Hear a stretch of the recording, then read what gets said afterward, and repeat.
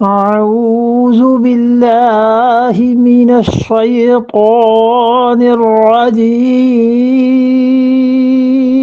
بسم الله الرحمن الرحيم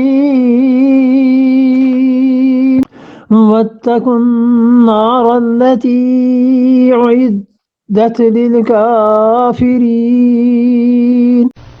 इरशाद फरमाया वत्तकुन्नार, और डरो उस आग के लिए, उइद्दत अल्लती, जो कि उइद्दत लिल काफिरीन, काफिरों के वास्ते बनाई गई है।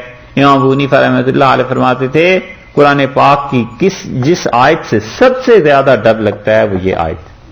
कहते थे अख्वफ आयतुन फिल कुरान, सबसे ज्यादा डराने वाली जो चीज कुरान में है वो कहते थे कि देखो आग जो है अल्लाह ने फरमाया उइद्दत लिल काफिरीन, काफिरों के लिए बनाई गई है, तो जहन्नम काफिरों के लिए है।